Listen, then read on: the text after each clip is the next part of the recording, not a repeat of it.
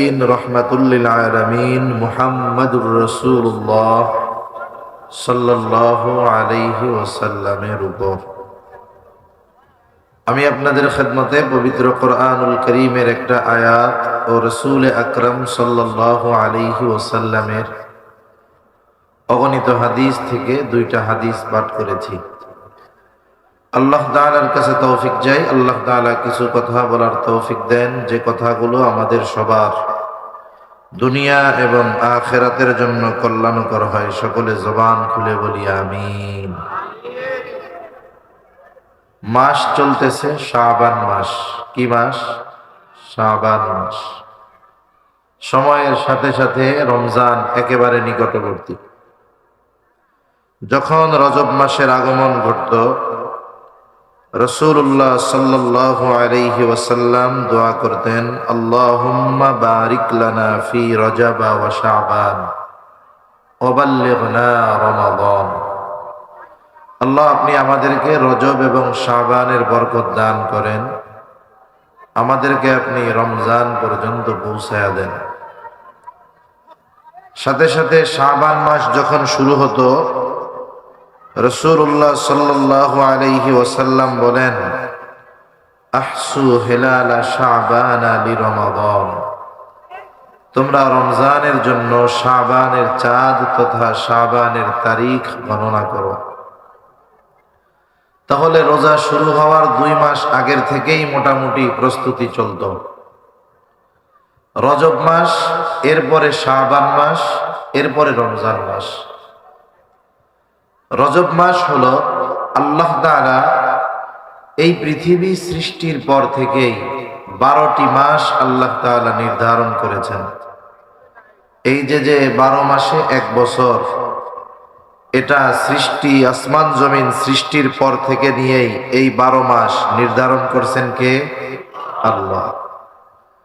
এই 12 মাসের মধ্যে 4টি মাস সম্মানিত মাস, হারাম মাস, সম্মানিত মাস। এই 4টি সম্মানিত মাসের মধ্যে একটি মাস হলো রজব মাস। বাকি 3টি ধারাবাহিকভাবে জিলকাদ, জিলহাজ, মুহররম, আর একটা হলো রজব মাস। 3টা ধারাবাহিক, রজব আলাদা। রজবের পর শাবান, শাবানের পর রমাদান। বুজুর্গানে দিন বলেন, এখানে খুব সুন্দর সূক্ষ্ম একটা বিষয় আছে। মনে করেন অনেক সময় আপনাদের অঞ্চলে গরু আছে না? গরুর দুধ দহন করা হয় না? বলেন তো, যেই পাত্রে দহন করবেন ওই পাত্রে যদি ময়লা কিছু থাকে, অনেক সময় দেখা যায় ময়লা পাত্রে দুধ দহন করলে ওই দুধ নষ্ট হয়ে যায়। হয় কি হয় না? এজন্য প্রত্যেকটা বাড়িতে যারা দুধ দহন করে ওই পাত্রটা খুব ভালোভাবে ধৌত করে, পরিষ্কার পরিচ্ছন্ন করে আগে। কেন? দুধ দহনের পরে কষ্ট করে 5 কেজি দুধ দহন করলাম, আর একটু গাফলতি করে যদি বালতিটা পরিষ্কার না করি, তাইলে 5 কেজি দুধ নষ্ট হয়ে যাবে। তাহলে পাত্র যদি ভালো হয়, দুধ আশা করা যায় নষ্ট হবে না। গাফলতি করে যদি পাত্রের মধ্যে ময়লা থাকে, তাহলে দেখা যাবে কষ্ট করে দুধ দহন করার পরে ওই দুধ নষ্ট হয়ে যাবে। হারাম মাস সমূহের মধ্যে আল্লাহ তাআলার অন্যতম নির্দেশগুলোর মধ্যে অন্যতম নির্দেশ, জিলহজ মাসে তো হজ সংগঠিত হয়, কিন্তু রজব মাস তো ওই 3 মাসের থেকে পৃথক। আল্লাহ সুবহানাহু ওয়া তাআলা কোরআনুল কারীমের মধ্যে এই হারাম মাস সমূহেতে বিশেষ করে গুনাহ থেকে বেঁচে থাকতে বলছেন। আল্লাহ তাআলা বলেন, ফালা তাযলিমু ফীহিন্না আনফুসাকুম। হারাম মাস সমূহের মধ্যে তোমরা নিজেদের উপরে নিজেরা জুলুম করবা না, মানে পাপ করবা না। তাহলে দেখুন, রজব মাস, এরপরে শাবান। রজব মাসে রমজানের প্রস্তুতি কিভাবে নিব? বলে, এই মাসে আমি আমার গুনাহগুলো ত্যাগ করার চেষ্টা করব। কারণ যেই পাত্রে গুনাহ, ওই পাত্রে যদি আমি নেক রাখি, ওই যে পাত্রে যেমন ময়লা থাকার কারণে পবিত্র জিনিস দুধও নষ্ট হয়ে যায়, অনুরূপ ভাবে আমার জবান যদি পাপ দিয়ে ভরা থাকে, চোখ যদি পাপ দিয়ে ভরা থাকে, অন্তর যদি পাপ দিয়ে ভরা থাকে, তাহলে ভালো কাজের প্রকৃত স্বাদ আমি আপনি অনুধাবন করতে পারবো না। এজন্য উচিত রজব মাসে গোনাহ ছাড়ার ব্যাপারে দৃঢ় প্রতিজ্ঞাবদ্ধ হওয়া। এরপরে যখন শাবান মাস আসবে, শুরু থেকেই ডে কাউন্টিং করতে হবে। দেখেন না, বিশ্বকাপ ফুটবল খেলা, ক্রিকেট খেলা, অলিম্পিক খেলা যখন হয়, এখন তো মানুষ পেপার পত্রিকা কম পড়ে, আগে আমরাও দেখছি ছোটবেলায়। পত্রিকার প্রথম পৃষ্ঠার মধ্যে এক কর্নারে লেখা থাকে বিশ্বকাপ ফুটবল আর মাত্র 100 দিন। প্রত্যেক দিন যায়, এরপরের দিন লেখে আর মাত্র 99 দিন। সময় যত কাছায় নিকটবর্তী হয়, যারা খেলাধুলা পছন্দ করে এই মানুষগুলোর মধ্যে আগ্রহ, উদ্দীপনা, উত্তেজনা বাড়তে থাকে। সময় যত কাছায়, বাড়ির ছাদে ছাদে, গাছের ডালে ডালে পতাকা দেখা যায়। যে যেই দলরে পছন্দ করে সেই দলের পতাকা, যেই দলরে পছন্দ করে সেই দলের জার্সি গায়, যেই দলের যেই প্লেয়ারকে পছন্দ করে তার স্টাইলে চুলের কাটিং দেয়। ওদের ভাব বরাদ্দ দেখেই বোঝা যায় বল খেলা কাছায় গেছে। আমাদের মধ্যে তো ইবাদতের ক্ষেত্রে এরকম হওয়ার দরকার ছিল। সময় যত নিকটবর্তী হবে, রমজান যত নিকটবর্তী হবে, আমাদের কর্ম, আগ্রহ, উদ্দীপনা এমন হবে যেন সাধারণ মানুষ বুঝতে পারছে রোজা চলে আসতেছে। এই জন্য রাসূলুল্লাহ সাল্লাল্লাহু আলাইহি ওয়াসাল্লাম রমজানের প্রস্তুতি যথাযথভাবে নেওয়ার জন্য শাবানের চাঁদ তথা তারিখ গণনার আদেশ দিয়েছেন। আচ্ছা, ইমাম সাহেব না, ওলামায়ে কেরাম না, সাধারণ মানুষ, বলেন তো আজকে শাবানের কয় তারিখ? হ্যাঁ, কয় তারিখ? হয় না, 7 তারিখ। 7 তারিখ তো হয়ে গেছে। সূর্যাস্তের পর থেকে নিয়েই 7 তারিখ। আমরা অনেকজন বলছেন 6 তারিখ, এক হিসাবে ঠিক আছে। আমরা তো ইংরেজি হিসাব করি, রাত 12টার পরে তারিখ পরিবর্তন হয়। ওই হিসাব ওনার যদি জেহেন দিকে থাকে ঠিক আছে, তবে সূর্যাস্তের সাথে সাথে একটা তারিখ শেষ হয়, আরেকটা তারিখ শুরু হয়। এটা হিজরি সন, যেটা আরবি তারিখ, যেটা আমরা সবাই প্রতিদিন হিসাব করব। বিশেষ করে মাগরিবের সময় যখন নামাজে যাব, হিসাব করব যে আজকে শুরু হলো 8 তারিখ, আগামীকাল 9 তারিখ। এভাবে করতে করতে 29 তারিখ যেই দিন হবে, এর পর দিন সন্ধ্যায় খোলা ময়দানে আমরা একটু চাঁদ দেখার চেষ্টা করব। যেহেতু গত আরবি মাস 30 দিনে গেছে, আশা করা যায় এই মাসটা 29 দিনে হওয়ার সম্ভাবনা বেশি। তাহলে শাবান মাস যেহেতু চলছে, 1 নম্বর আমল ওই দোয়া বেশি বেশি করব যে আল্লাহ আপনি আমাদেরকে রজবের বরকত, শাবানের বরকত দান করেন, সাথে সাথে রমজান পর্যন্ত পৌঁছায়া দেন। 2 নম্বর, প্রত্যেক দিন তারিখ গণনা করব।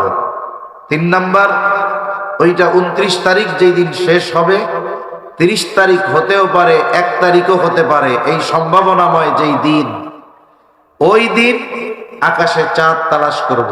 ওই দিন যদি না দেখা যায়, পরের দিন দেখা যাবে শিওর, যদি আবহাওয়া পরিষ্কার থাকে, এর পরেও দেখতে যাব ইনশাআল্লাহ। এরপর কি করব? রমজান মাসে রোজা রাখা বা অন্যান্য ইবাদত যেন আমাদের জন্য সহজ হয়, এজন্য শাবান মাসে বেশি বেশি রোজা রাখার চেষ্টা করব। রাসূল আকরাম সাল্লাল্লাহু আলাইহি ওয়াসাল্লাম প্রতি বছর, প্রতি মাসে, সপ্তাহে যে রোজাগুলো রাখতেন, আমরা যদি এই রোজাগুলো রাখায় অভ্যস্ত হইতাম, তাহলে হঠাৎ করে রোজার মাসে রোজা রাখা আমাদের জন্য কষ্টকর হইত না। অনেক মানুষ সারা বছর রোজা রাখবে না, রমজান মাসে হঠাৎ করে যখন রোজা শুরু করে, রোজা রাখায় অভ্যস্ত হতে তার 7, 8, 9 দিন লেগে যায়। তখন কি করে? সাহারি খাইছে পেট বইরা, জোহরের নামাজ পড়ার পরে মসজিদের মধ্যে খালি গড়াগড়ি দেয়, একবার ওই পারে যায় একবার ওই পারে যায়। আর একজন জিজ্ঞাসা করে হয়েছেটা কি? রোজায় ধরছে। রোজার কি হাত পাও আছে, ধরতে পারে? তার মানে হঠাৎ করে সে যখন সারাদিন উপোস থাকতেছে, না খেয়ে থাকতেছে, এটা তার জন্য বছরের 11 মাসের ব্যতিক্রম হচ্ছে। খাবারের সময়ের সাথে তার পাকস্থলীর মুখ হা করার সময়ের সাথে অ্যাডজাস্টমেন্ট হচ্ছে না, যার কারণে প্রথম কয়েকদিন খুব কষ্ট হয়। কিন্তু যদি আগের থেকেই তার রোজার ব্যাপারে প্রস্তুতি থাকে, শাবান মাস যদি একটু বেশি বেশি রোজা রাখে, তাহলে দেখা যাবে রোজার মাস শুরু থেকেই নিয়ে যথাযথ আগ্রহ উদ্দীপনার সাথে সে রোজাগুলো রাখতে পারবে, তারাবি পড়তে পারবে। ঠিক কিনা বলেন? হাদিসের মধ্যে আসছে, নবীজি সাল্লাল্লাহু আলাইহি ওয়াসাল্লামকে জিজ্ঞাসা করা হলো, ইয়া রাসূলুল্লাহ সাল্লাল্লাহু আলাইহি ওয়াসাল্লাম, রমজান মাস তো ভিন্ন কথা, ওটাতে তো রোজা রাখা ফরজ। জিজ্ঞাসা করা হয়, ইয়া রাসূলুল্লাহ সাল্লাল্লাহু আলাইহি ওয়াসাল্লাম, শাবান মাস ব্যতীত অন্য কোন মাসে আপনাকে এত বেশি রোজা রাখতে দেখি নাই। নবীজি সাল্লাল্লাহু আলাইহি ওয়াসাল্লাম বলেন, শাবান মাস হলো এমন এক মাস যেটা রজবের পরে রমজানের আগে। এই মাসের ব্যাপারে মানুষেরা উদাসীন, অধিকাংশ মানুষ এই মাসের ব্যাপারে গাফেল। নবীজি বলেন, এই মাস হলো এমন এক মাস যেই মাসের প্রত্যেকটা দিন বান্দার আমল আল্লাহ তাআলার সামনে হাজির করা হয়। হাদিসের মধ্যে আসছে, নবীজি সাল্লাল্লাহু আলাইহি ওয়াসাল্লাম প্রত্যেক সোম এবং বৃহস্পতিবার রোজা রাখতেন। জিজ্ঞাসা করা হলো, ইয়া রাসূলুল্লাহ সাল্লাল্লাহু আলাইহি ওয়াসাল্লাম, কেন আপনি সোম এবং বৃহস্পতিবার রোজা রাখেন? নবীজি বলেন, সোমবার আল্লাহ তাআলা আমাকে এই দুনিয়াতে পাঠিয়েছেন, এই জন্য সোমবার রোজা রাখি। আর বৃহস্পতিবার রোজা রাখি এই কারণে যে এই দিন বান্দার আমল আল্লাহ তাআলার কাছে পেশ করা হয়। নবীজি বলেন, আমি এটা পছন্দ করি, আমার আমল আল্লাহর সামনে পেশ করা হবে, ওই সময় বা ওই অবস্থায় আমি থাকবো রোজাদার। অন্যান্য সময় সপ্তাহে একদিন আল্লাহর সামনে বান্দার আমল হাজির করা হয়, কিন্তু শাবান মাস এমন এক মাস, নবীজি সাল্লাল্লাহু আলাইহি ওয়াসাল্লাম বলেন, শাবান মাসের প্রতিটা দিন বান্দার আমল আল্লাহর কাছে পেশ করা হয়। এজন্য নবীজি বলেন, যেহেতু প্রত্যেক দিন আল্লাহর কাছে বান্দার আমল পেশ করা হয়, আমি এটা পছন্দ করি, আমি এটা ভালোবাসি যে আমার আমল আল্লাহ তাআলার সামনে পেশ করা হবে, আর ওই অবস্থায় আমি থাকবো রোজাদার। এজন্য আমরা শাবান মাস এখনো তো বাকি আছে, রোজা রাখার চেষ্টা করবো তো ইনশাআল্লাহ। দেখেন না, দুনিয়ায় মানুষ কোনো গুনার কাজ করার আগেও গুনার কাজটা যেন ভালো মতো করতে পারে, এই জন্য আগের থেকে প্রস্তুতি নেয়।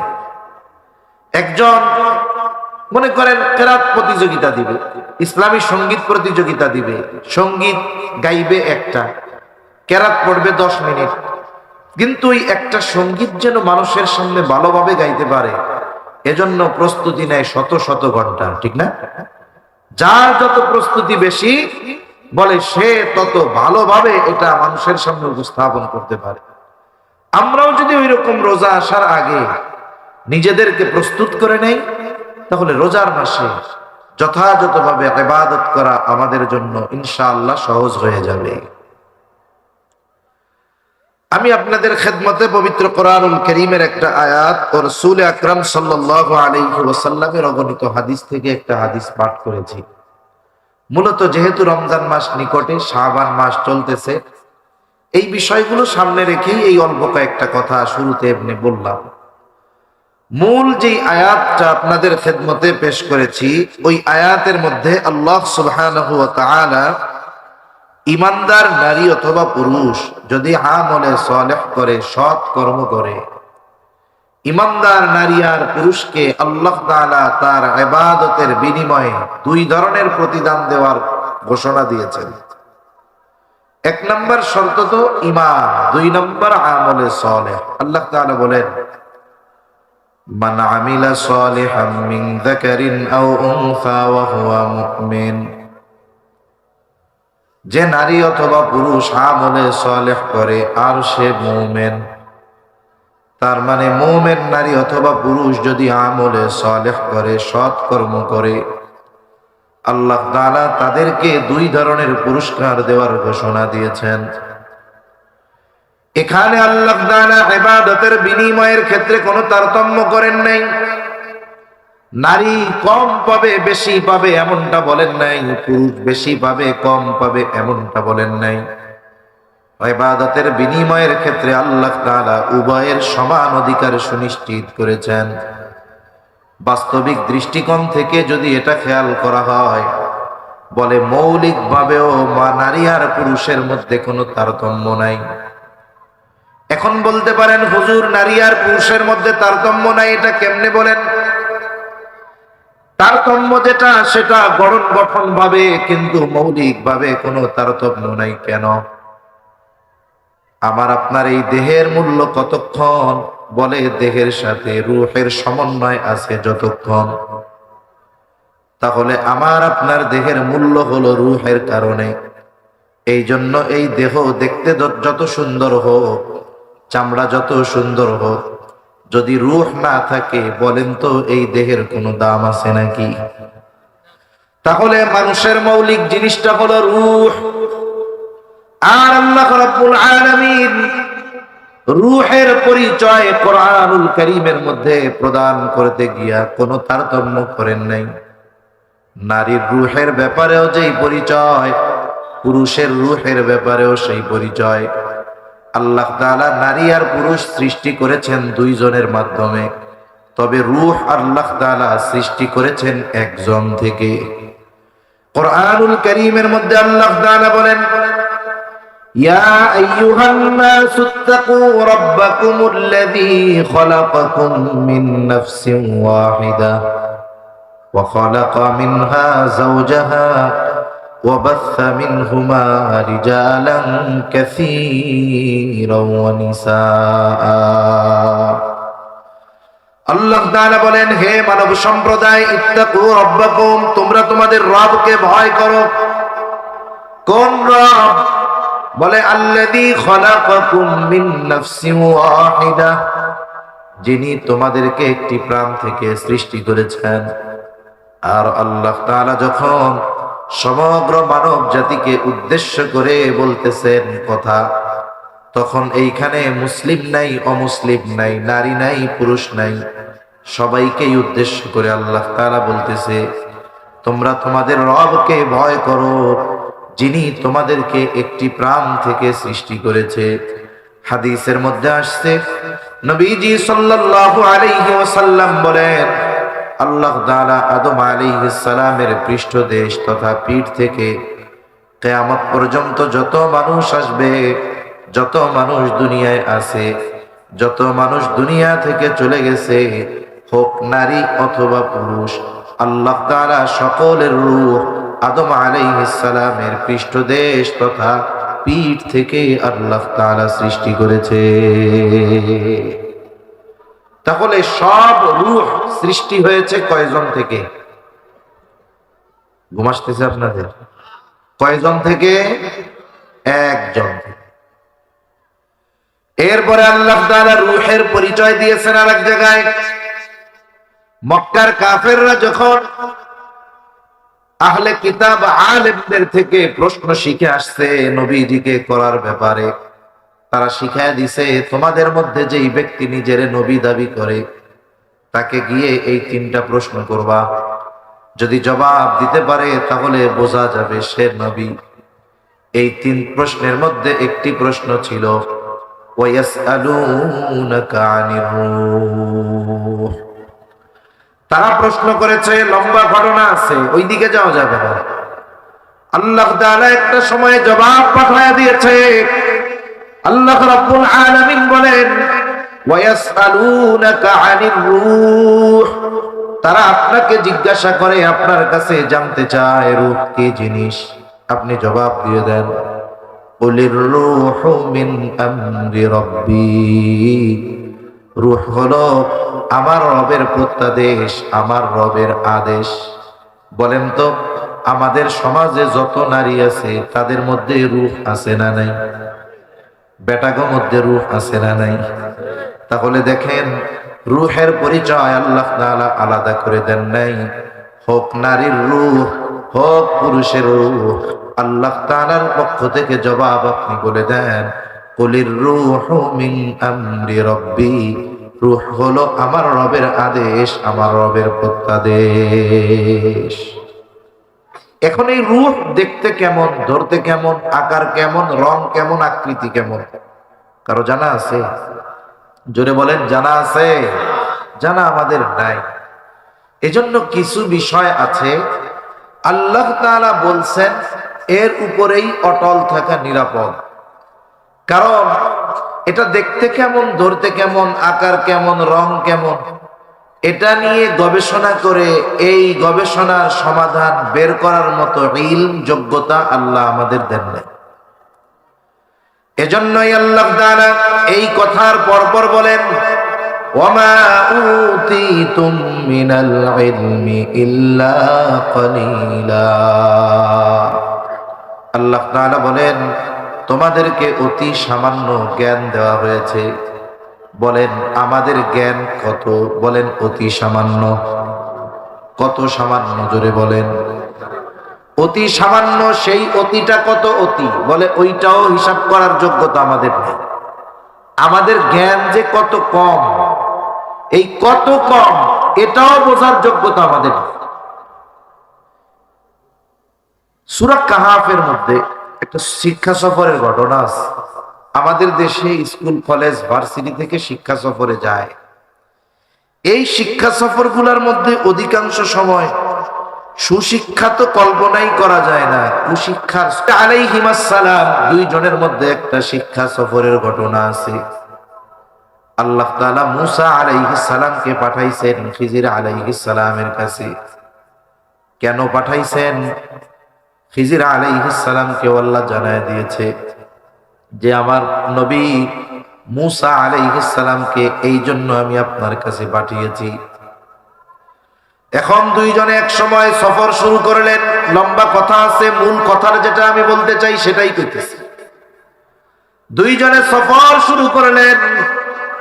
প্রথম নৌকার মধ্যে উঠলেন, উভয়ে সমুদ্র পাড়ি দিয়ে অপর পাড়ে যাবে। যখন নৌকা চলতেছে দরিয়ার মাঝে, একটা দৃশ্য দুইজনেরই চোখে পড়ল। সমুদ্র পথে বা নদী পথে লম্বা সফর যারা করেছেন তারা দেখে থাকবেন, অনেক সময় সমুদ্রের মধ্যে বা নদীর মধ্যে পাখি উড়ন্ত অবস্থায় তার ঠোঁট সমুদ্রের সাথে, নদীর সাথে লাগায়া পানি পান করে। দেখছেন নি? যারা সফর করছেন এরা দেখে থাকবেন, উড়ন্ত অবস্থায় সমুদ্র থেকে বা নদী থেকে পানি পান করে। এইরকম একটা দৃশ্য দুইজনের চোখেই ধরা পড়ল। খিজির আলাইহিস সালাম বলে, ও ভাই মূসা, আল্লাহ তাআলার ইলম, আল্লাহ তাআলার জ্ঞান যদি গোটা সমুদ্রের পানির সমপরিমাণ হয়, তাহলে গোটা সৃষ্টি জগতের যত মানুষ আছে, যত সৃষ্টি আছে, আল্লাহ তাআলার জ্ঞান যদি গোটা সমুদ্রের পানির সমপরিমাণ হয়, বলে গোটা সৃষ্টি জগতের জ্ঞান আল্লাহ তাআলার জ্ঞানের তুলনায় ওই যে সমুদ্রের থেকে পাখি যে পানি পান করতেছে, পাখির ঠোঁটে যতটুকু পানি লেগে আছে, বলে আল্লাহর জ্ঞান যদি গোটা সমুদ্রের পানির সমপরিমাণ হয়, গোটা সৃষ্টি জগতের জ্ঞান ওই পাখির ঠোঁটে লেগে থাকা পানির চাইতেও কম। সুবহানাল্লাহ। কন্যা চিন্তা করছেন, এই এক ফোঁটা পানি গোটা সৃষ্টি জগতে যত মাখলুক আছে, এই এক ফোঁটা পানি এই গোটা সৃষ্টি জগতের সকল সৃষ্টির জ্ঞানের সমপরিমাণ নয়, বরং তার চেয়ে কম আল্লাহর জ্ঞানের তুলনায়।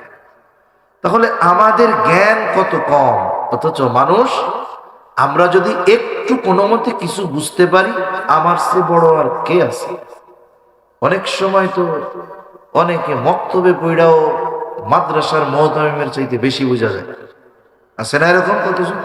হেরা কি পারে, আলিফ বেতে এসে আমরা পড়ছি না, মহা জ্ঞানী মনে করে নিজেদের।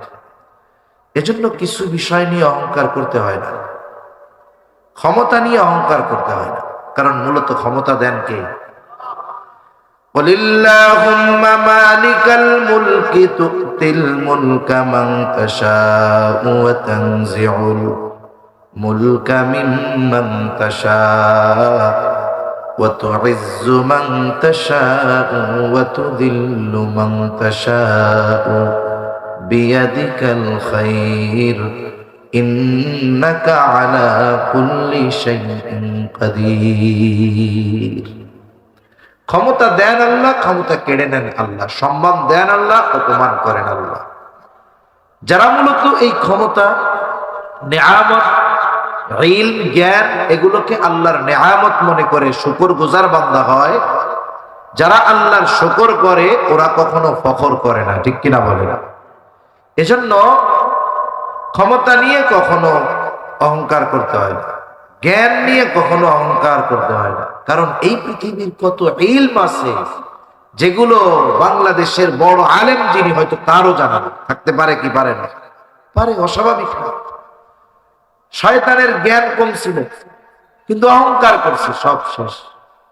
সম্পদ নিয়ে অহংকার করতে হয়, আল্লাহ তাআলা চাইলে মুহূর্তের মধ্যে শেষ করে দিতে পারে। কারুনের কি সম্পদ কম ছিল নাকি? কম ছিল নাকি? কারুনের চাইতে ধনী 2-4 জন আপনাদের এলাকায় আছে। শুনেন, আমাগো সম্পদওয়ালাদের গোডাউন ভরা থাকে চাল, ডাইল, গম, চুরির তেল, এইগুলা দিয়া। আর কারুনের গোডাউন ভরা ছিল স্বর্ণ দিয়ে। কারুনের গোডাউনের চাবি বহন করার জন্য একদল সুঠামদেহী যুবকের দরকার। কি বহন করার জন্য? চাবি। চাবি কোন কোন মুফাসসির লেখেন ওই চাবি আবার লোহার না, লোহারটা তো ওজন বেশি, চামড়ার চাবি। তাহলে চিন্তা করে দেখেন কি পরিমাণ ধন সম্পদ আল্লাহ তাকে দিয়েছে। তো যে কথার থেকে গেলাম যে অনেক কিছু আছে আমাদের জ্ঞানের সীমার ভিতরে আমরা আয়ত্তে আনতে পারি না। সেজন্য আল্লাহ তাআলা বলেন, রূহ এটা আমার আদেশ, প্রত্যাদেশ, আর মানুষকে অতি সামান্য জ্ঞান দেওয়া হয়েছে। তা এই রূহ এর পরিচয় দিতে গিয়ে আল্লাহ তাআলা বলছেন এটা আমার আদেশ, হোক নারীর রূহ আর পুরুষের রূহ।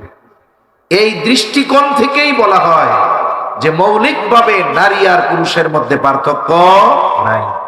নইলে আবার কতজন এই কথা বিশ্লেষণ না করলে কত প্রশ্ন করবে, হুজুর একটাই যে কি কয়ে গেল আল্লাহ জানে, বেড়া আর বিড়ি বলে এক, মুসিবত আছে না নাই? এরপরে কি হলো? আল্লাহ তাআলা বলেন আমাদের সৃষ্টি করছে একজন থেকে। দেখেন, আগে কিন্তু আমাদের সৃষ্টির কথা আল্লাহ বললেন, এরপরে কি বলেন? وَخَلَقَ مِنْهَا زَوْجَهَا وَبَثَّ مِنْهُمَا رِجَالًا كَثِيرًا وَنِسَاءً। আমাদেরকে একটি প্রাণ থেকে সৃষ্টি করেছেন, অতঃপর ওই প্রাণ থেকে তার জোড়া সৃষ্টি করেছেন। এবার হলো 2 জন। এই 2 জনের মাধ্যমে আল্লাহ তাআলা কি করলেন? وَبَثَّ مِنْهُمَا رِجَالًا كَثِيرًا وَنِسَاءً। এই 2 জনের মাধ্যমে আল্লাহ তাআলা পৃথিবীব্যাপী নারী পুরুষের বিস্তার আল্লাহ ঘটিয়েছে।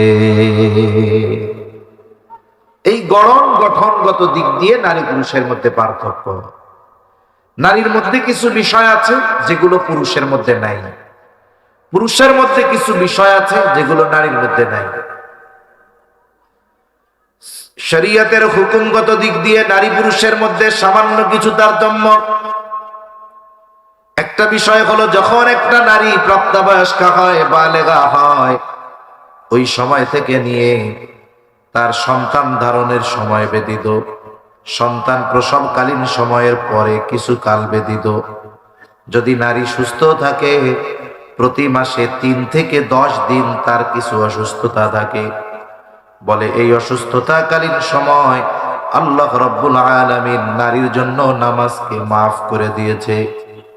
আর একটা পার্থক্য কি? যদিও দৃশ্যমান এটা মনে হয় আল্লাহ তাআলা ওয়ারিসি সম্পদ বন্টনের ক্ষেত্রে নারীকে পুরুষের অর্ধেক দিয়েছে। তার মানে দুইজন নারীর সমপরিমাণ সম্পদ আল্লাহ তাআলা একজন পুরুষের জন্য সাব্যস্ত করেছে। এই যে বন্টন রীতি, এটার ফয়সালা দিছেন কে? আরো জোরে বলেন কে? আল্লাহ। কষ্ট হইতেছে আপনাদের? বেশি রাত হবে না, অল্প সময়ের মধ্যে শেষ হয়ে যাবে ইনশাআল্লাহ। অথচ দেখুন, যুক্তির আলোকে যদি আসেন, নারীরে যে পুরুষের অর্ধেক দিছে এটাও বেশি দেওয়া হয়েছে। সিদ্ধান্ত দিছে কে? এটা তো চূড়ান্ত, কিন্তু যারা যুক্তি দেয় যে ইসলাম নারীরে ঠকাইছে, ওদের বোঝানোর জন্য বলতেছি। যুক্তি বলে, যদি শরীয়তের দৃষ্টিকোণ থেকেও যদি যুক্তিকে সামনে আনা হয়, যুক্তি বলে নারীরে বেশি দেওয়া হয়েছে। কেন? আপনি আমাকে নারীর গোটা হায়াতে একটা খাত দেখান যেই জায়গায় নারীর জন্য খরচ করাকে বাধ্যতামূলক করা হয়েছে। কারো জানা আছে? কথা বুঝেন নাই মনে হয়। শরীয়তে কোন জায়গা আছে যে নারীকে আল্লাহ আদেশ করছে এই জায়গা তোমার খরচ করতেই হবে? এরকম কোন খাত আছে? খাত নাই। তাইলে যার খরচই নাই তার টাকা পয়সা কি দরকার? কিন্তু পুরুষের জীবনের পদে পদে খরচ, একেবারে জীবনের শুরু থেকে নিয়ে তার মরা পর্যন্ত খরচ। ইসলাম বিদ্বেষীরা বলে যে ইসলাম নারীদের ঠকিয়েছে পুরুষের অর্ধেক দিয়া। তাদের বলা দরকার, জানা দরকার যে যেই ইসলামের ব্যাপারে এমন মন্তব্য তোমরা করতেছো, এই ইসলাম আসার আগে নারীদের অধিকার কি ছিল এটা আমাদের দেখাও। এখন তো তুমি ইসলামের দোষ ধরতেছো, আঘাত করতেছো ইসলামের উপরে, যে ইসলাম নারী আর পুরুষকে সমান সমান সম্পদ দেয় নাই, ইসলাম নারীর হক নষ্ট করেছে বলতে চাও। অথচ এই ইসলাম আসার আগে নারী সম্পদ তো বহুদূর বেঁচে থাকারও অধিকার তার ছিল না। জাহেলিয়াতের সময় যখন কাউকে নারী হওয়ার, কন্যা সন্তান হওয়ার সংবাদ দেওয়া হতো, বলে তার চেহারাটা সাথে সাথে কালা হয়ে যাইত। বাইতুল্লাহর পশ্চিম পাশে একটা খোলা জায়গা আছে, ঘেরা, ওই জায়গায় কন্যা সন্তান হলে জীবন্ত দাফন করে দেওয়া হতো। আল্লাহ তাআলা বলেন, ওয়াইদা বুশিরা আহাদুহুম বিল উনসা যাল্লা ওয়াজহুহু মুসওয়াদ্দান ওয়া হুয়া কাযীব। চেহারাটা কালা হয়ে যাইতো কন্যা সন্তানের সুসংবাদ দেওয়ার পর। একটা জিনিস দেখেন, আল্লাহ তাআলা কন্যা সংবাদ হওয়ার কথা উল্লেখ করতে গিয়া সুসংবাদ বলেছেন। ওয়াইদা বুশিরা আহাদুহুম বিল উনসা, যখন তাদের কাউরে কন্যা সন্তানের সুসংবাদ দেওয়া হইতো, এখন তাদের কি হইতো? চেহারা কালা হয়ে যাইতো, অন্তরের দিক দিয়ে এরা একেবারে নিচু মন মনস্কা হয়ে যেত। মানুষের সাথে চেহারা দেখাইতে লজ্জা পাইত। ও ততক্ষণ পর্যন্ত শান্তি পাইতো না যতক্ষণ না তার ওই কন্যাকে সে জীবন্ত দাফন না করতে পারত। ইসলাম পূর্বকালীন সময় নারীদের বেঁচে থাকারই অধিকার ছিল না। আর বাপের সম্পদ পাবে, ওই বাপই তো নিজ হাতে মারত, সম্পদ দিব কোত্থেকে? অথচ দেখুন, স্বয়ং আল্লাহ তাআলা কন্যা সন্তান হওয়াকে সুসংবাদ বলে অভিহিত করেছেন। সুবহানাল্লাহ বলে। কিন্তু এই সুসংবাদটা জাহেলদের ভালো লাগতো না। ইসলাম আসলো, রাসূলুল্লাহ সাল্লাল্লাহু আলাইহি ওয়াসাল্লাম জানায়া দিলেন, মান আলা জারিয়াতাইন, যে দুইটা কন্যা সন্তানের কষ্ট সহ্য করবে, তাদেরকে বড় করবে, মানুষ করবে, দিন শেখাবে, সাথে সাথে একজন দিনদার পাত্রের সাথে বিবাহের ব্যবস্থা করে দিবে, নবীজি জানায় দেন, আমি আর সে জান্নাতের মধ্যে এইরকম পাশাপাশি অবস্থান করব।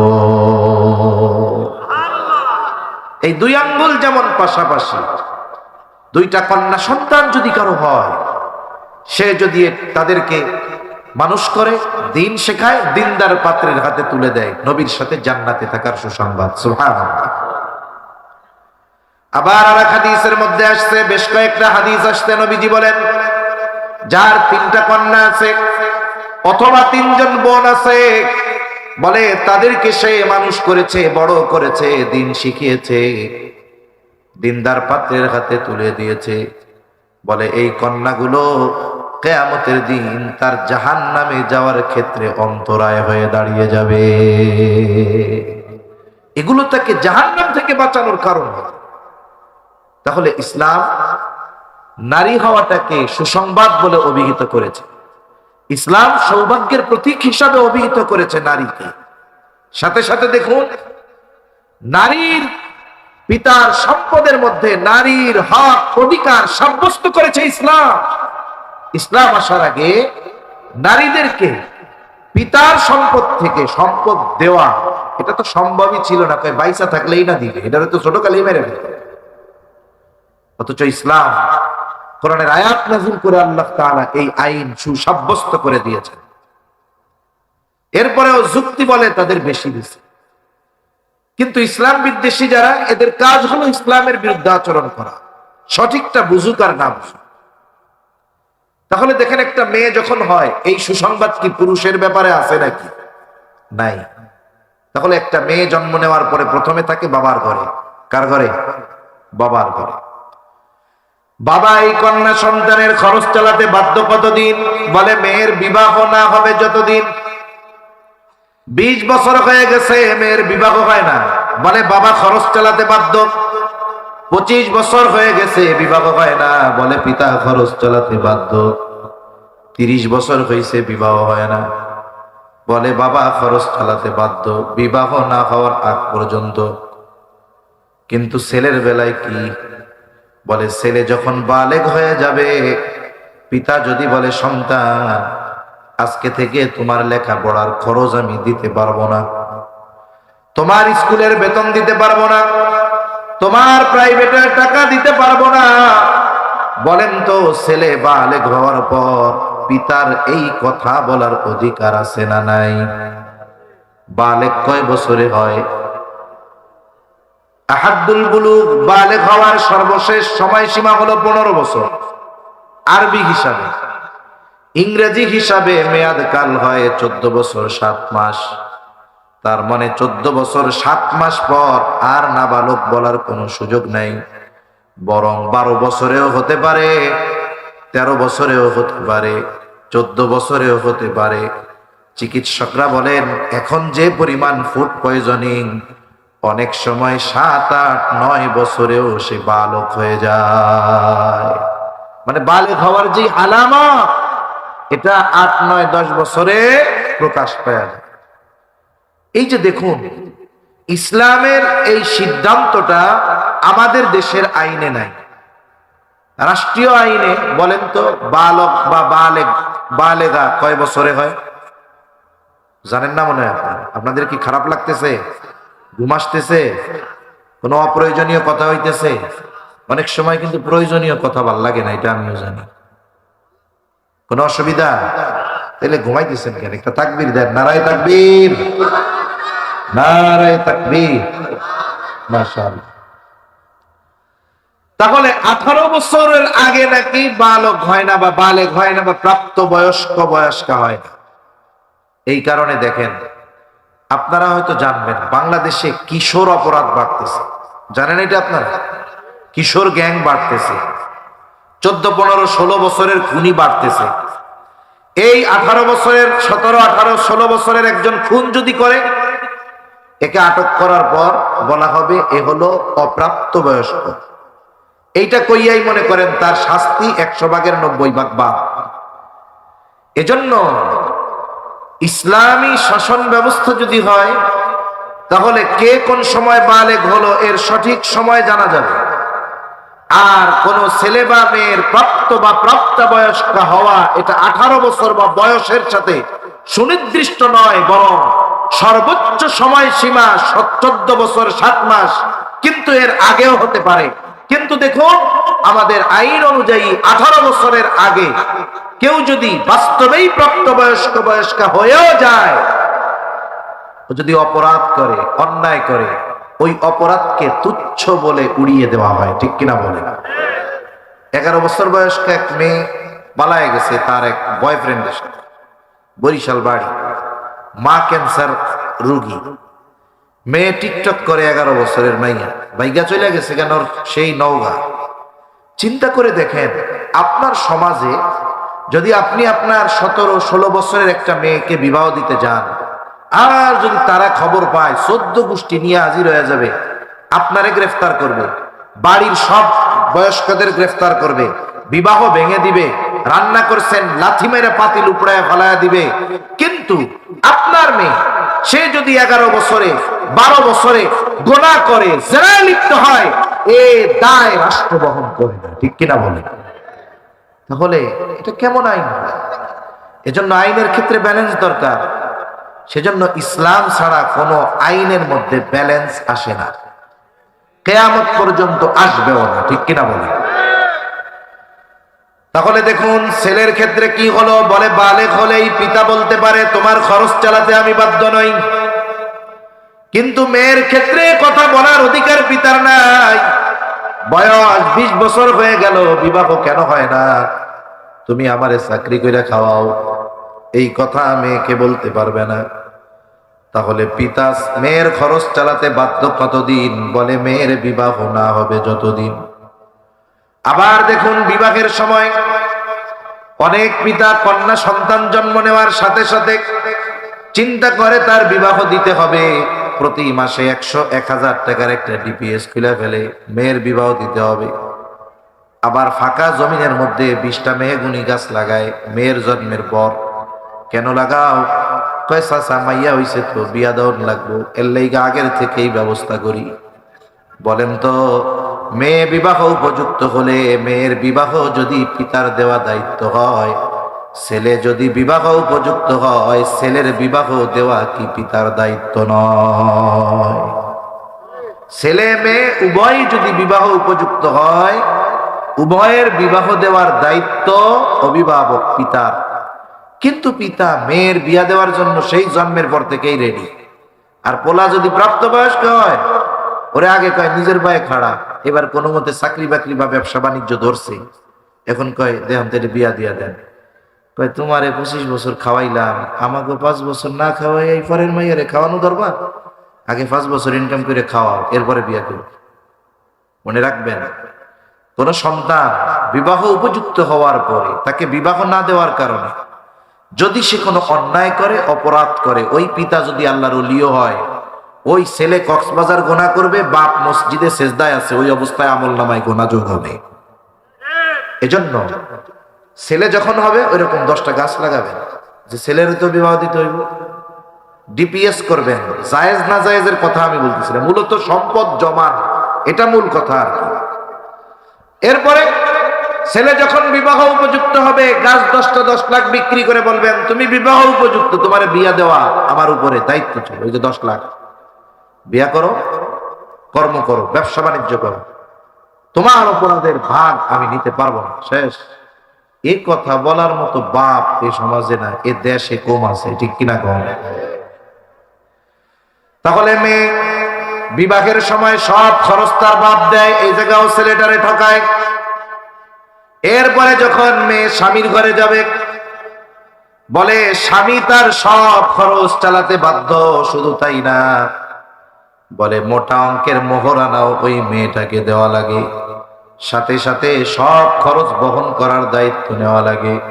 তার মানে বাবার ঘরে থেকে যখন স্বামীর ঘরে আসলো, সব খরচ চালানোর দায়িত্ব স্বামীর। এরপরে হায়াত ঠিকভাবে চলতেছে, স্বামী মারা গেছে, আল্লাহ সন্তান দিয়েছে, আল্লাহ তাআলা স্পেশাল ভাবে আয়াত নাজিল করে ওই মায়ের সমস্ত খরচ চালানোর দায়িত্ব সন্তানের উপরে দিয়ে দেয়। গোটা হায়াতে তার কোনো খরচ নাই। আর পুরুষের খরচের শেষ নাই। শুরুতে যখন কি হবে, প্রথমে তো পোলা থাকে, ওই টাইমে খরচ কি কয়, আগে আমাকে ইনকাম করে খাওয়া, এরপরে বিয়া করিস। মানে শুরু হইলো আগে পরিবারের পেছনে খরচ, এরপরে বিয়া করবে, ওই জায়গায় খরচ, পোলাপান হবে, এরপরে খরচ। এক কথায় জীবনের প্রতি পদে পদে পুরুষের খরচ। এজন্য যদিও দৃশ্যমান এমন মনে হয় যে নারীরে পুরুষের অর্ধেক দেওয়া হয়েছে, কিন্তু বাস্তবে নারীকে বেশি দেওয়া হয়েছে, ঠিক কিনা বলেন? কিন্তু ইবাদতের ক্ষেত্রে এই রকম দৃশ্যমান কোনো তারতম্য নাই। এখানেও যদি হিসাব করা হয়, বুজুর্গানে দিন বলেন এই জায়গায় আল্লাহ তাআলা নারীদেরকে জিতায় দিয়েছে। বলে একটা পুরুষ যদি ইচ্ছা করে নফল নামাজ পড়তে মন চায়, মসজিদে গিয়া পড়তে পারে। নারী মন চাইলেই যাইতে পারে না। কেন পারে না? বলে সে ঘরে থাকে, স্বামীর জন্য রান্না করে, স্বামীর মা বাবার জন্য রান্না করে, স্বামীর কাপড় চোপড় ধৌত করে, সন্তানগুলারে লালন পালন করে। ঠিকমতো ফরজ নামাজ পড়াও তার জন্য কষ্টকর হয়ে যায়।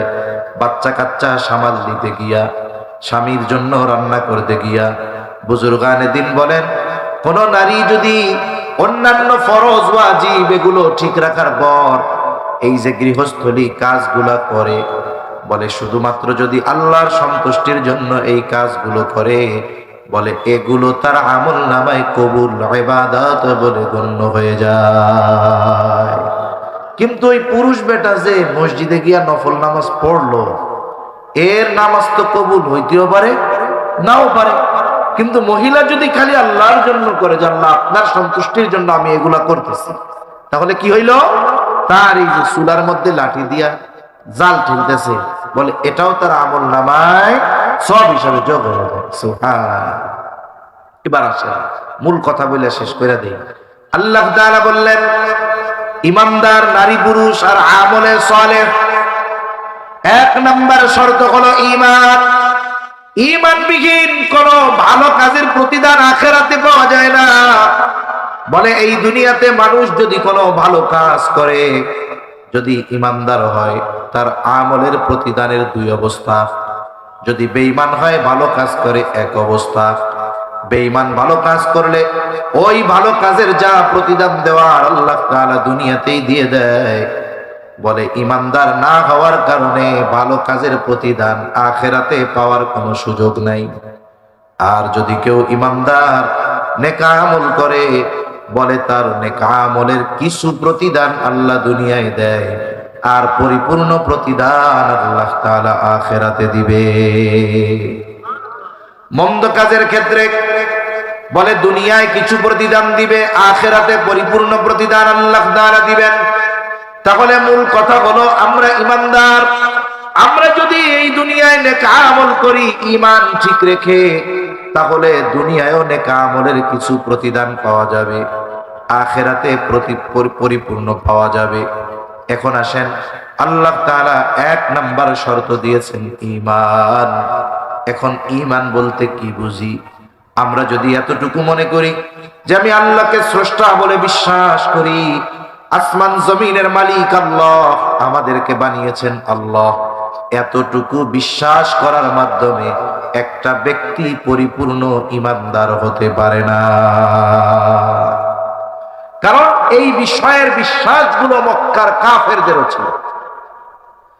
আল্লাহ তাআলা কুরআনুল কারীমের মধ্যে বলেন وَلَئِنْ سَأَلْتَهُمْ مَنْ خَلَقَ السَّمَاوَاتِ وَالْأَرْضَ لَيَقُولُنَّ اللَّهُ। আপনি যদি মক্কার মুশরিকদের কাছে জানতে চান, তাদেরকে যদি জিজ্ঞাসা করেন মান খালাকাস সামাওয়াতি ওয়াল আরদ, আসমান এবং জমিনের স্রষ্টা কে, আপনি যদি এই প্রশ্ন মক্কার মুশরিকদের কাছে করেন, এই প্রশ্নের জবাব কি দিবে তারা? আল্লাহ তাআলা আগেই জানায় দেন দুইটা তাকিদ যোগ করে, লা ইয়াকুলুন্নাল্লাহ, অবশ্যই অবশ্যই তারা বলবে আসমান জমিনের স্রষ্টা হলেন আল্লাহ। এরপরে আল্লাহ তাআলা আরেক জায়গায় বলেন ওয়ালাইন সাআলতাহুম মান নাযালা মিনাস সামাই মাআন ফাআহইয়া বিহিল আরদা বা'দা মাউতিহা লায়াকুলুন্নাল্লাহ। আপনি যদি মক্কার মুশরিকদের কাছে জানতে চান, আপনি যদি তাদের জিজ্ঞাসা করেন মান নাযালা মিনাস সামাই মাআ, কে আসমান হতে পানি বর্ষণ করে, শুধু তাই না, ওই বর্ষিত পানির দ্বারা কে মৃত জমিনকে পুনরুজ্জীবিত করে, অর্থাৎ ওই বর্ষিত পানির দ্বারা ফসল উৎপাদনের অনুপযুক্ত জমিনটাকে কে ফসল উৎপাদনের উপযুক্ত করে তোলে। আপনি যদি তাদের কাছে প্রশ্ন করেন, তারা তাদের দেবদেবীদের কথা বলবে না। জবাবে কি বলবে?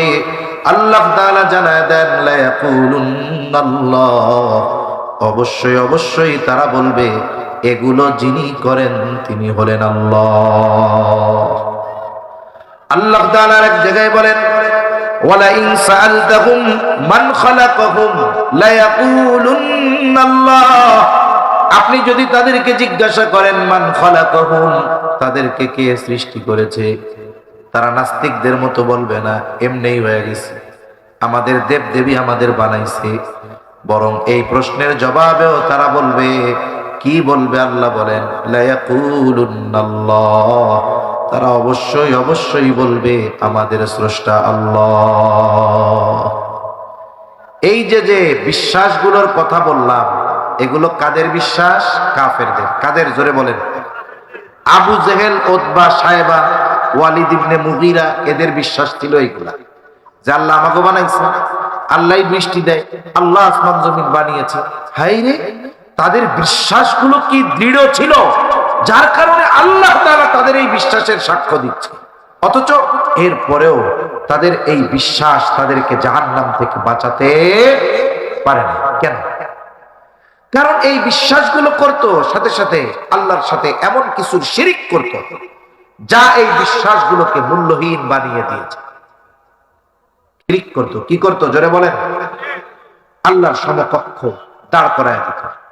মানে যেই বিষয়গুলো একমাত্র আল্লাহ তাআলার কাছে, ওই বিষয়গুলোর ব্যাপারে অন্য কাউকে তারা ক্ষমতাবান মনে করত। যেই জিনিসটা দেওয়ার মালিক আল্লাহ, মনে করত আমার পীরেও দিতে পারে। এরকম লোক আছে না নাই? সেজদা একমাত্র কার জন্য? মনে করে যে আমার পীরেও সেজদা দেওয়া যাবে, এমন লোক আছে না নাই? মনে রাখতে হবে, এই ধরনের মানুষ আর আবু জেহেল, এদের মধ্যে কোনো তফাৎ নাই। ওরা মূর্তির সামনে মাথা নত করত, ওরা আরেকজন মানুষের সামনে মাথা নত করে। ওরা মনে করতো এই মূর্তি আমাদেরকে এইগুলা দিতে পারবে, আর ওরা মনে করে ওই কবরে গেলে, ওই মাজারে গেলে এগুলো পাওয়া যাবে। কোনো পার্থক্য নেই। এখন ওই মানুষগুলো আমাদের সমাজে আছে। ওরা মারা যাবে, ওদের জানাজা হবে, ওদের জন্য দোয়া হবে, কিন্তু কোনো লাভ নেই। কিন্তু কোনো কি নাই? জোরে বলেন, লাভ নাই। এই জন্য আমাদের ঈমানকে শিরিক মুক্ত করতে হবে। ঈমানকে শিরিক মুক্ত যদি না করা হয়, অন্যান্য বিশ্বাস, ওই যে কাফেরদের মতো ওই বিশ্বাসগুলো থাকলে এগুলো মূল্যহীন হয়ে যাবে। এজন্য যার ঈমান খাঁটি আছে, আমল অল্প হলেও বাঁচার রাস্তা আছে। ঈমান খাঁটি নাই, একেবারে হিমালয়ের পরিমাণ না, আসমান পর্যন্ত যদি আমল থাকে, কোনো লাভ নেই। তাফসীরের মধ্যে আসছে, শিরিক না করা কত বড় গুরুত্বপূর্ণ বিষয়। কিয়ামতের দিন এক লোক তার আমলনামার মধ্যে গুনাহ ছাড়া কোনো নেকি সে দেখতে পাবে না, কিন্তু আল্লাহ তাআলা তারে বলবে, বান্দা যাও, তোমারে মাফ করে দিলাম, জান্নাতে চলে যাও। লোকটা অবাক হয়ে যায়, বলবে জান্নাতে যাওয়ার তো কোনো কারণ থাকা লাগবে, কেন আমারে আল্লাহ জান্নাতে দিল? ওরও একটু জানতে মন চায় যে আল্লাহ, আমার গোটা হায়াতে পাপ ছাড়া কোনো কিছুই নাই। নামাজ পড়তে বলছেন পড়ি নাই, রোজা রাখতে বলছেন রাখি নাই, সব অমান্য করেছি। মাপ যে করলেন কোন কারণে করলেন? আল্লাহ তাআলা বলবে, বান্দা তোমার হয়তো কোনো আমল নাই, কিন্তু গোটা হায়াতে তুমি কোনো শিরিক করো নাই, শুধুমাত্র এই কারণে আমি আল্লাহ তোমাকে মাফ করে দিলাম। আর আল্লাহ তাআলাও জানায় দেন, ইন্নাল্লাহা লা ইয়াগফিরু আন ইউশরাকা বিহি ওয়া ইয়াগফিরু মা দুনা যালিকা লিমান ইয়াশা। আল্লাহ তাআলা জানায় দেন, তার সাথে যদি কেউ শিরিক করে তিনি ক্ষমা করবেন না। অন্যান্য যত পাপ আছে আল্লাহ তাআলা চাইলে মাফ করে দিবে, আর শিরিককে আল্লাহ তাআলা সাধারণ ছোটখাটো পাপ নয়। আল্লাহ তাআলা শিরকের ব্যাপারে বলেন, ইন্নাশ শিরকা লাযুলমুন আযীম। শিরক হলো মহা অন্যায়, মহা জুলুম। একটা হলো শুধু জুলুম, আর একটা হলো মহা জুলুম। অন্যান্য কোন পাপকে আল্লাহ তাআলা মহা জুলুম বলেন নাই, কিন্তু শিরকরে মহা জুলুম কেন বললেন? মনে রাখতে হবে, সাধারণ জুলুম কোনটা? বলে সবল কর্তৃক দুর্বলের উপরে যদি কোনো অবিচার হয় এটা হলো জুলুম, আর দুর্বল কর্তৃক যদি সবলের উপরে অবিচার করা হয় এটা হয় মহাজুলুম। সবল যদি দুর্বলের হক নষ্ট করে এটা শুধু জুলুম, আর দুর্বল যদি সবলের হক নষ্ট করে বলে এটা হলো মহাজুলুম। আল্লাহর হক কি? আল্লাহর হক হলো তার ইবাদত করা, তার সাথে শিরিক না করা। তাহলে বলেন তো শিরিক যদি কেউ করে সে কার উপরে জুলুম করে? বলেন তো যার উপরে জুলুম করে সে কি মহান, আর যে জুলুম করে সে দুর্বল। কত দুর্বল এটা নির্ণয় করার যোগ্যতাও আমাদের নাই। তাহলে একটা মানুষ দুর্বল হয়ে শিরিকের মাধ্যমে জুলুম করে আল্লাহর উপরে, এজন্য শিরিক হলো মহাজুলুম। আল্লাহ আমাদের এই মহাজুলুম থেকে বেঁচে থাকার তৌফিক দান করেন। তাহলে 1 নাম্বার ঈমান, বলে এটা হলো শিরিক মুক্ত ঈমান। 2 নাম্বার আমলে সালেহ, সৎ কর্ম। সৎ কর্মকে সৎ কর্ম বলা যায় না। নামাজ সবাই পড়ে, রোজা সবাই রাখে, দান সাদকা সবাই করতে পারে, কিন্তু সবার নামাজ, সবার রোজা, সবার দান সাদকা এটা সৎ কর্ম বলে অভিহিত হয় না, বিবেচিত হয় না। বুজুর্গানে দিন বলেন কয়েকটি শর্তের আলোকে ঈমান তো ঠিক থাকতেই হবে, এছাড়া কয়েকটি শর্তের আলোকে যখন কোনো ব্যক্তি নেক আমল করে বলে ওই নেক আমল বাস্তবিক করতে তার জন্য আখিরাতে নাজাতের কারণ হয়ে যায়। 1 নাম্বার শর্ত, যে কোনো আমল একমাত্র আল্লাহর সন্তুষ্টির জন্য করতে হবে। কার জন্য? জোরে বলেন। এই কথাগুলো মনে রাখবো, আলোচনা 5-7 মিনিটের মধ্যে শেষ ইনশাআল্লাহ।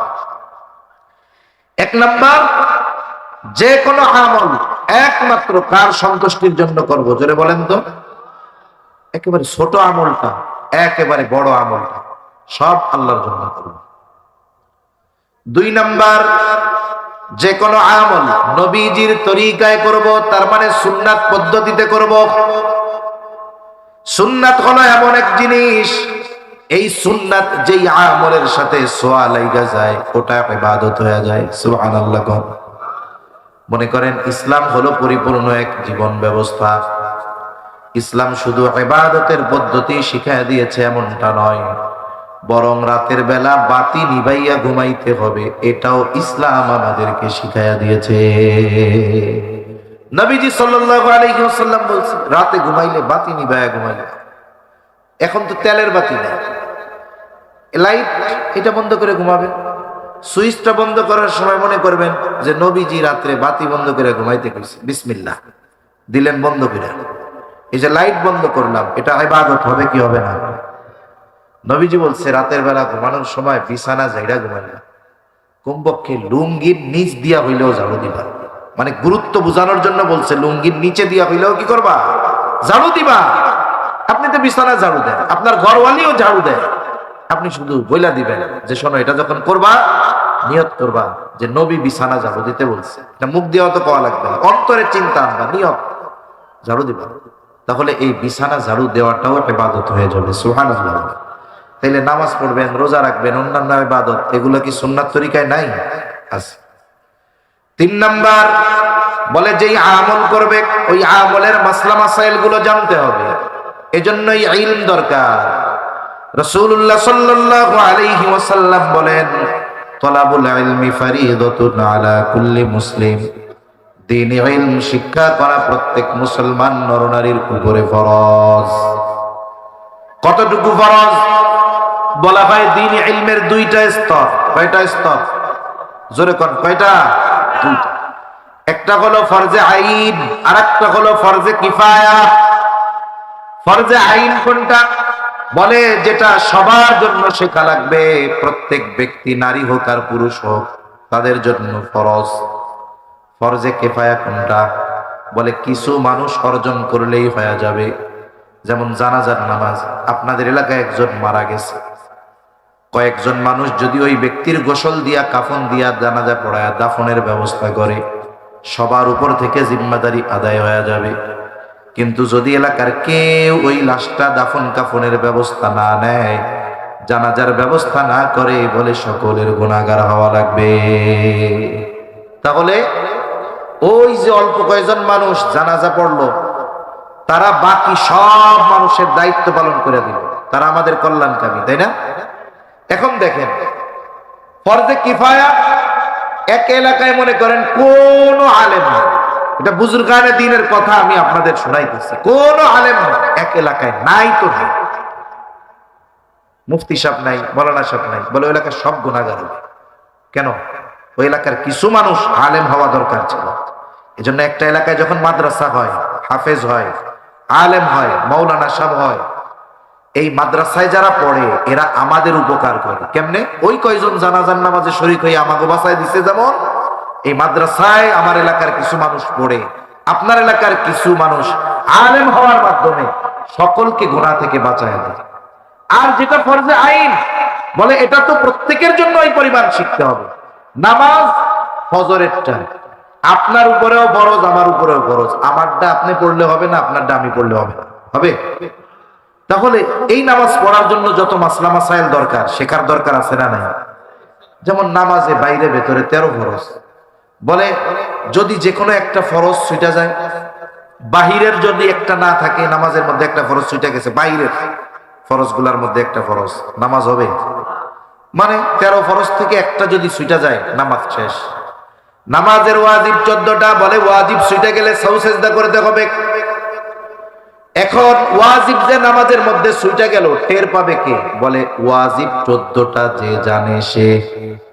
যে নামাজের 14 ওয়াজিব জানে না, 14টা ওয়াজিব যদি একসাথে ছুটেও টেরও পাবে না, ঠিক কিনা কন? তাহলে 14 ওয়াজিব থেকে যদি একটা ছুটা যায়, সাউ সেজদা দিতে হবে, নাইলে নামাজ হবে না। তার মানে ওয়াজিবের 14টা যে না জানে, ওয়াজিব ছুটে গেলে টের পাবে না, সাউ সেজদা দেবে না, নামাজও হবে না। নামাজ ভঙ্গের 19টা কারণ, বলে 19 কারণ থেকে যদি একটা কারণ পাওয়া যায়, নামাজ ভেঙে যাবে। কিন্তু নামাজি নামাজ ভঙ্গের 19 কারণ জানে না। এখন যদি নামাজের মধ্যে নামাজ ভঙ্গের কারণ পাওয়া যায়, টেরও পাবে না। উনি টের পাক আর না পাক, ওনার নামাজও হবে না। ওযু ভঙ্গের কারণ জানা লাগবে, কারণ ওযু যদি ভাঙ্গা যায়, নামাজও থাকবে না। গোসলের ফরজগুলো জানতে হবে। এইভাবে দেখেন, মাসলা মাসাইল গুলো আমাদের জন্য জানা ফরজ, কিন্তু দেখা যায় এই ইলম অর্জন করা থেকে অনেক নামাজিও মাহরুম। এখন পর্যন্ত যতটুকু দিন শেখা ফরজ, ততটুকু শিখতে পারে নাই। আছে না নাই কোন? এখন দেখেন, আপনি আমি যদি না শিখি, গুনাহগার হইতে থাকবো। কেমনে শিখবো? বুড়া হয়ে গেছি, শিখবো কেমনে? বলে পোলাপান গুলারে মাদ্রাসায় দেন আগে। আপনার যেমন শেখা ফরজ, অধীনস্থদেরকে শেখানো ফরজ। আরে আপনি যদি নিজে না পারেন, আপনি কি আপনার পোলাপানকে শেখাইতে পারবেন? ওই দায়িত্বটা নিছে এই মাদ্রাসাওয়ালারা। তারা যে আমাদের কত কল্যাণকামী, এই এক একটা ছোট ছোট বড় বড় মাদ্রাসাগুলো যদি আমরা অনুধাবন করতে পারতাম, আজীবন জীবনের সর্বোচ্চ সহযোগিতাই দ্বীনি প্রতিষ্ঠানগুলোর জন্য আমরা করতাম। কিন্তু আমাদের তো বোঝার ওই গভীরতা নাই। এরা আমাদের দায়িত্ব পালন করে, আমাদের বাচ্চাদের ফরজ পরিমাণ ইলম এরা শেখায় দেয়। আমি শিখতে পারি নাই, কেমনে যাব? সময় বেশি থাকলে ওলামা একরামের তত্ত্বাবধানে 3 চিল্লা লাগাই দিবেন। সময় কম, কাজ করতে হয় দিনের বেলা। আপনি যদি মাদ্রাসার মুহতামিম সাহেবকে আইসা বলেন, অথবা মুতাওয়াল্লি যেই স্যার আছে ওনারা আইসা কর, অথবা মুহতামিম সাহেবকে আইসা বলেন যে হুজুর কাজ তো সারা, ওই পরিমাণে ইলম তো আমাদের জানা নাই। আমরা কর্মব্যস্ত মানুষ, বাসায় ফিরি এশার নামাজের সময়, এশার নামাজ পড়ার পরে আমাদের আধা ঘন্টা আপনাদের মাদ্রাসায় অথবা মসজিদে জরুরাতে দিন শেখার একটা ব্যবস্থা করে দেন।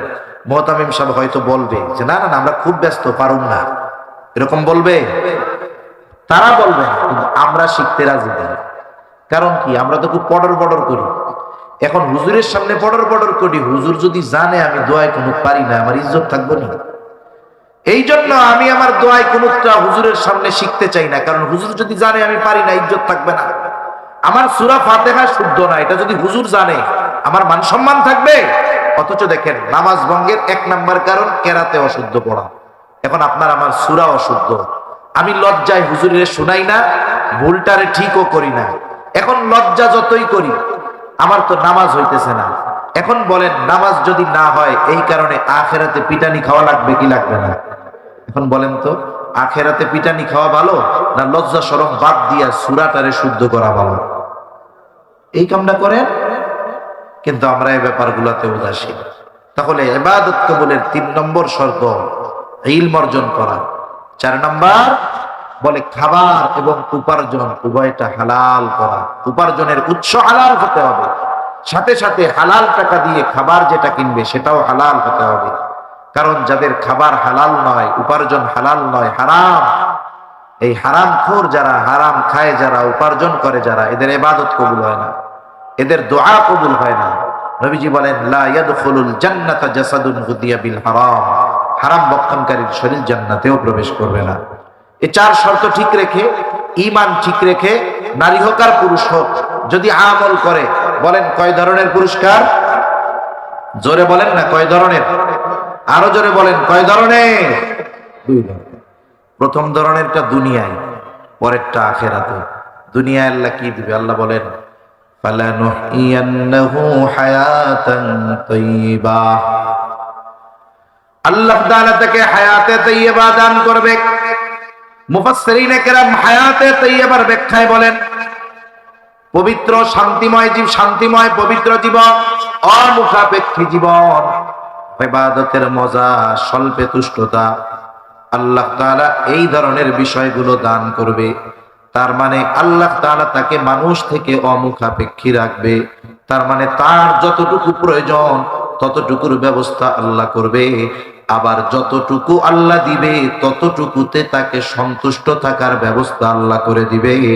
আবার আল্লাহ তাআলা হয়তো অনেক জৌলুস দিবে না, ইটের বাড়ি দিবে না, এসি দিবে না, কিন্তু আল্লাহ তারে শান্তি দিবে। আর কি দিবে? বলে ইবাদতে মজা দান করবে। বুজুর্গানে দিন বলেন ইবাদতের প্রকৃত মজা যদি দুনিয়ার বাদশারা অনুধাবন করতে পারতো, ইবাদতের মজা কেড়ে নেওয়ার জন্য তারা যুদ্ধ লাগায়া দিত। ইবাদতের মজা কার? বলে শীতের সময় ফজরের নামাজে বুড়া মানুষ ঠান্ডা পানি দিয়ে ওযু করে এসে নামাজ পড়ে, ওনারে জিজ্ঞাসা করবেন কি মজা। যদি মজা না থাকতো ওই ব্যক্তি এই শীতের সময় থরথর করে কাইপা ঠান্ডা পানি দিয়ে ওযু করে মসজিদে আসতো না।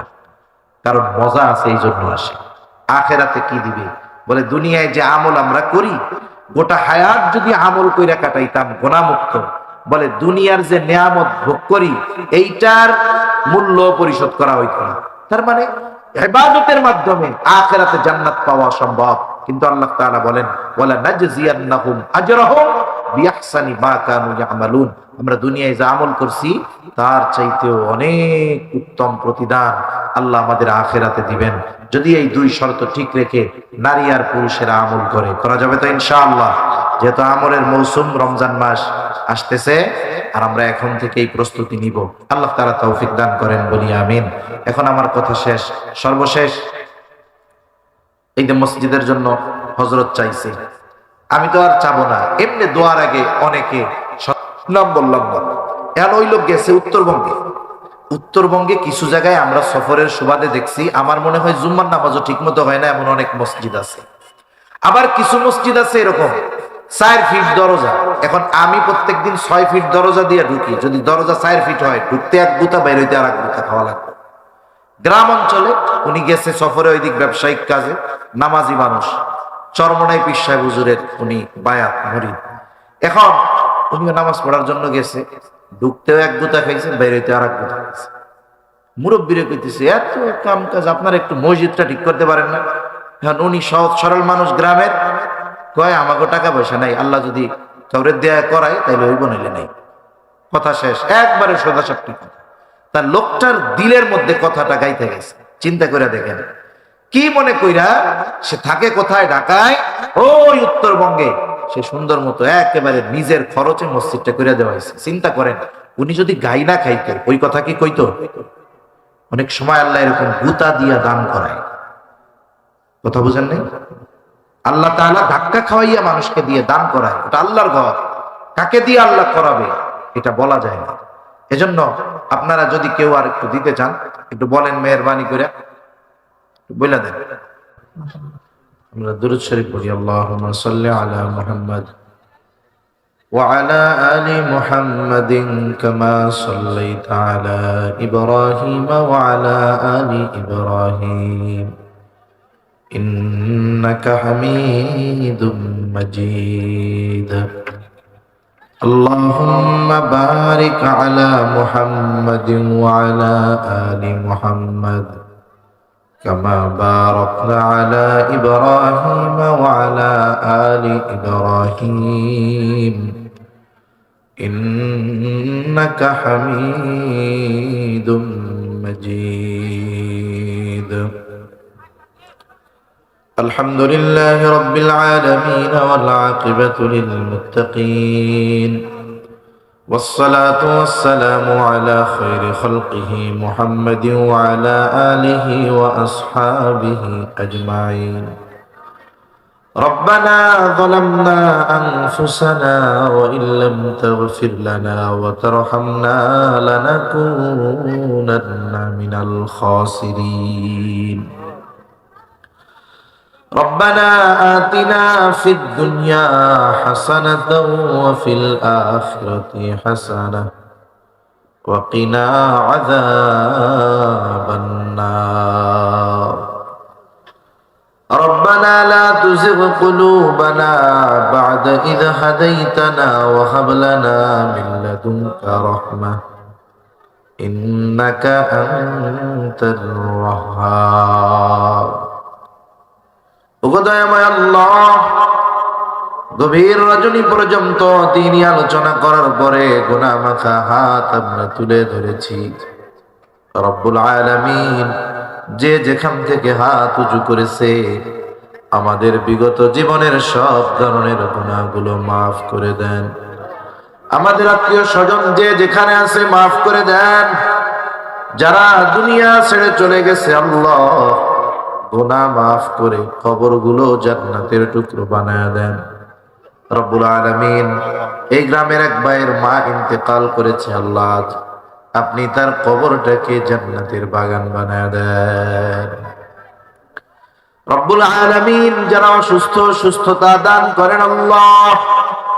আশেপাশে যত কবরস্থান আছে, যত মুমিন মুমিনাত শায়িত আছে আল্লাহ, সকলের কবরগুলো আপনি জান্নাতের টুকরো বানায়া দেন।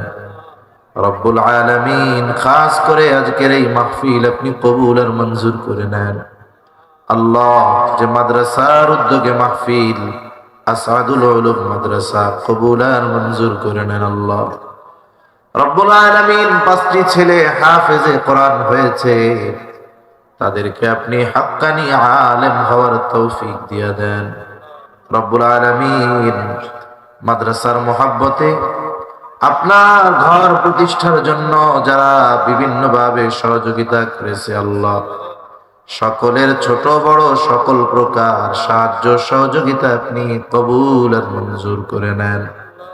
রব্বুল আলামিন, মাদ্রাসার যত প্রয়োজনীয়তা আছে গায়বী খাজানা থেকে ব্যবস্থা করে দেন। মসজিদের কাজ ধরা হয়েছে আল্লাহ, দ্রুততার সাথে সকল কিছুর ব্যবস্থা আপনি করে দেন আল্লাহ। যারা সহযোগিতা করেছে সকলের সহযোগিতা কবুল করে নেন। সকলের মনের নেক চাওয়া নেক আশাগুলো কবুল করে নেন আল্লাহ। মাদ্রাসার উস্তাদ ছাত্র পরিচালনায় যারা আছে আল্লাহ, কমিটি বৃন্দ সকলকে কবুল আর মঞ্জুর করে নেন। এই মাদ্রাসা সহ তাম দুনিয়ার সকল মাদ্রাসাগুলো সকল ষড়যন্ত্র চক্রান্ত থেকে হেফাজত করেন রব্বুল আলামিন।